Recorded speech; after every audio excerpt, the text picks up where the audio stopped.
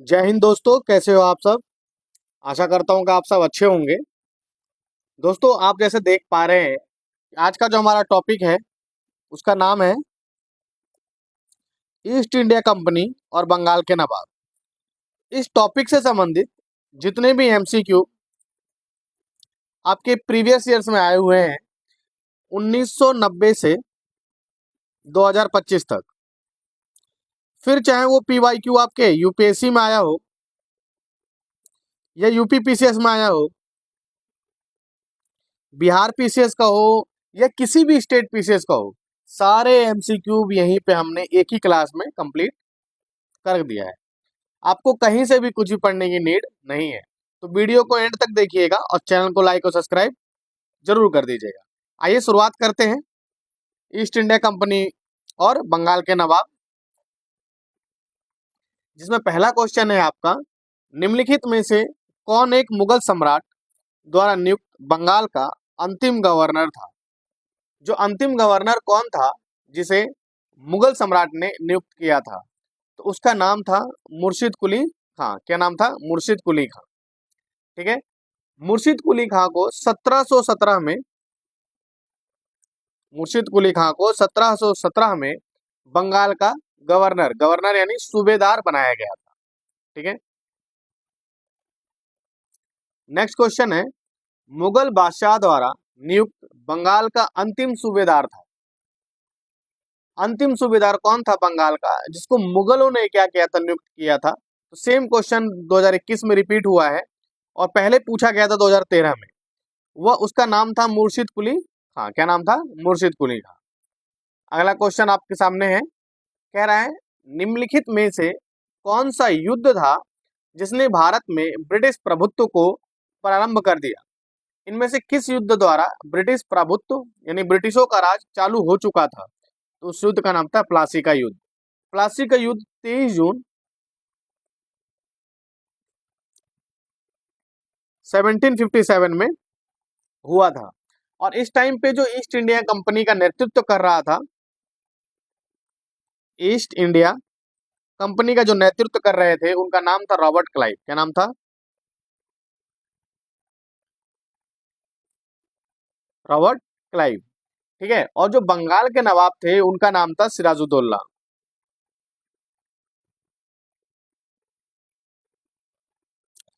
क्या नाम था? सिराजुद्दौला।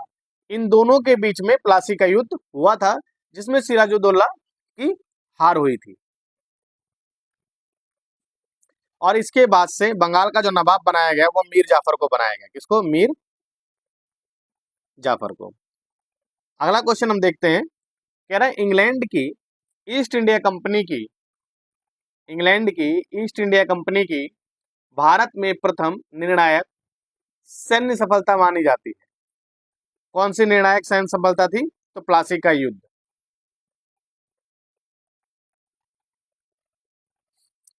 प्लासी का युद्ध कब लड़ा गया था? तो मैंने आपको अभी बताया था 1757 में यह युद्ध लड़ा गया था। नेक्स्ट क्वेश्चन है, बक्सर के युद्ध के समय, जब बक्सर का युद्ध हुआ था उस समय दिल्ली का शासक कौन था। तो बक्सर के युद्ध के समय दिल्ली के सिंहासन पे जो बैठा था उसका नाम क्या था? उसका नाम था शाह आलम द्वितीय। क्या नाम था? शाह आलम द्वितीय।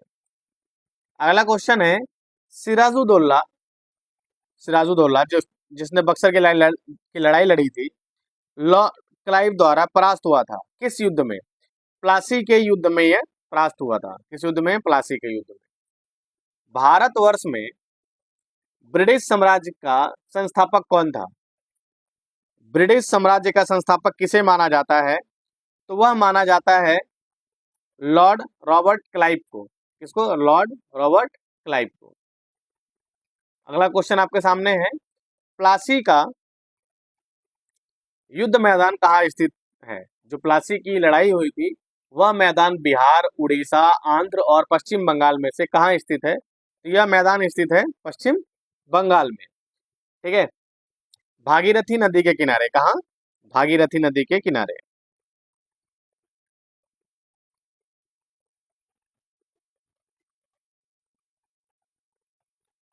भागीरथी नदी के किनारे।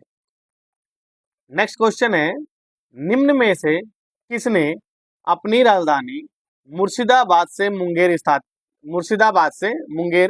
स्थानांतरित की थी? इनमें से कौन था जिसने अपनी राजधानी को मुर्शिदाबाद से मुंगेर स्थापित कर दिया था? तो उसका नाम था मीर कासिम। क्या नाम था? मीर कासिम।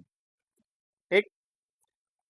नेक्स्ट क्वेश्चन है, सबसे अधिक निर्णायक युद्ध जिसने अंग्रेजों के भारत में प्रभुत्व को संस्थापित किया था, सबसे अधिक की बात कर रहा है, सबसे अधिक निर्णायक। अगर निर्णायक पूछता तो प्लासी का युद्ध, और सबसे अधिक निर्णायक पूछ रहा है तो उस युद्ध का नाम है बक्सर का युद्ध। क्या नाम है? बक्सर का युद्ध। मैं आपको बता दूं कि बक्सर का युद्ध 22 या 23 अक्टूबर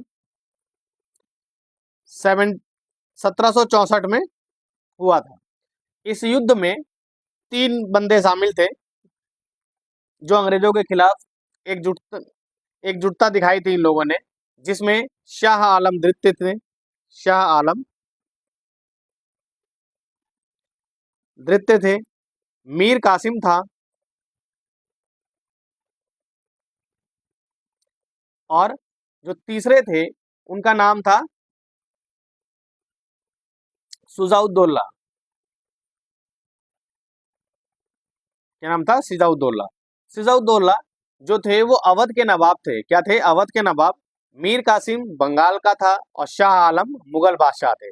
इन तीनों की संयुक्त सेना को बक्सर के युद्ध में अंग्रेजों द्वारा परास्त कर दिया गया था, और यह सबसे अधिक निर्णायक लड़ाई साबित हुई थी।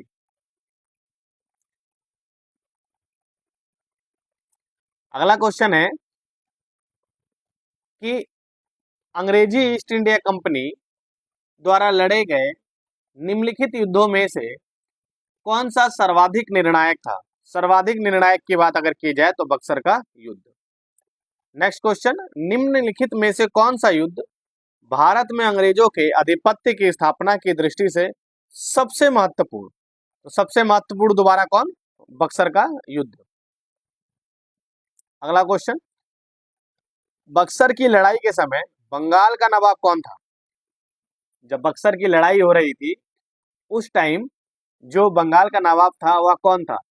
बहुत अच्छा क्वेश्चन है, कंफ्यूजिंग है। आप मीर कासिम पे टिक मार के आएंगे, लेकिन मीर कासिम इस टाइम पे बंगाल का नवाब नहीं था।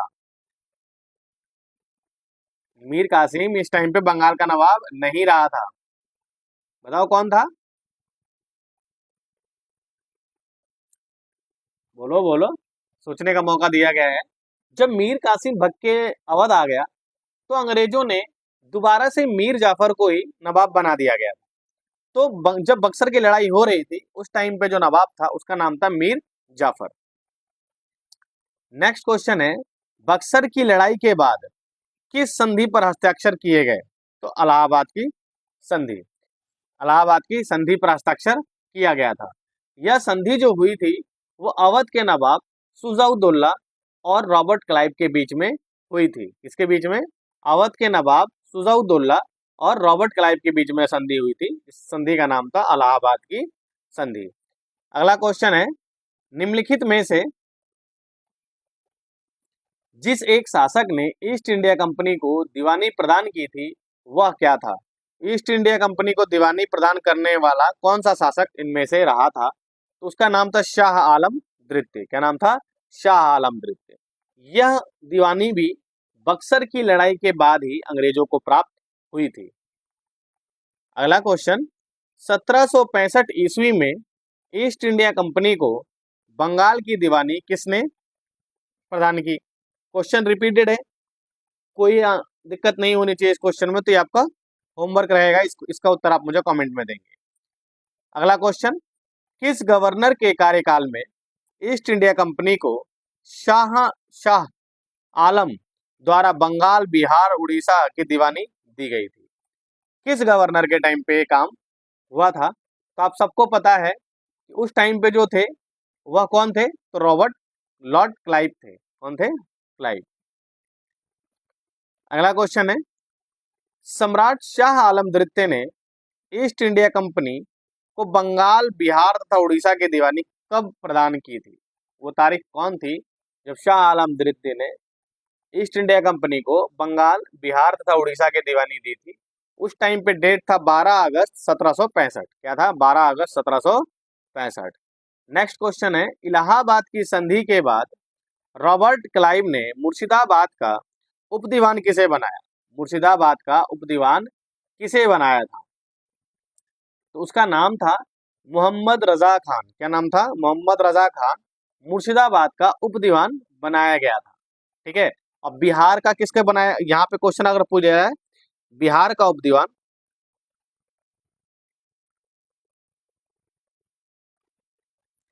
किसे बनाया था, तो वह बनाया था सिताब राय को। किसको?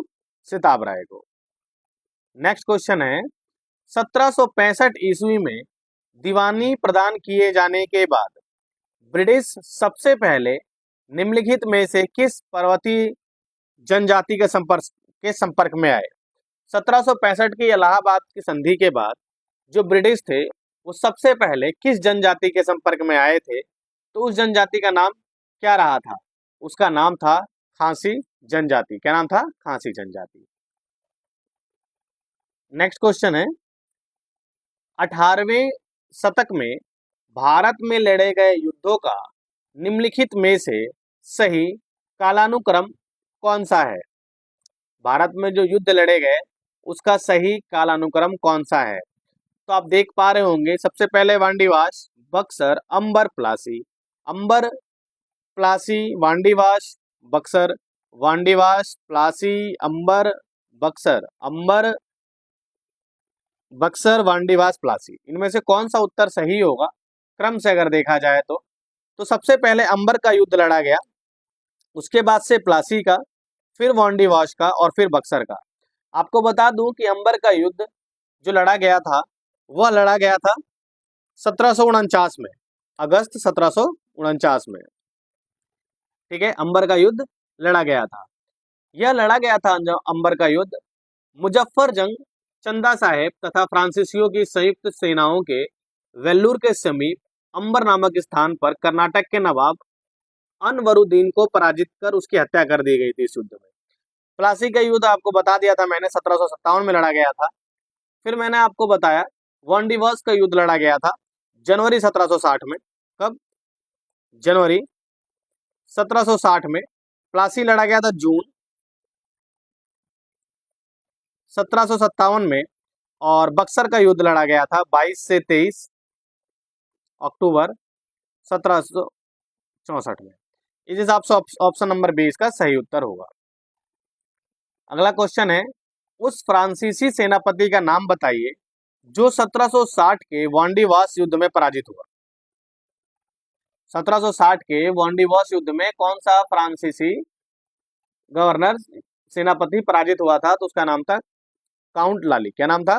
काउंट लाली। नेक्स्ट क्वेश्चन है, वांडीवास के युद्ध 1760 में क्या हुआ था? तो फ्रेंच ने ब्रिटिश को हराया था? नहीं। ब्रिटिश ने डच को हराया था? नहीं। ब्रिटिश ने फ्रेंच को हराया था। अगला क्वेश्चन है, 1760 का प्रसिद्ध वांडीवास का युद्ध अंग्रेजों द्वारा किसके खिलाफ लड़ा गया? ये इसका आंसर मैं आपको नहीं बताऊंगा, बीपीएससी ने 2020 में पूछा है।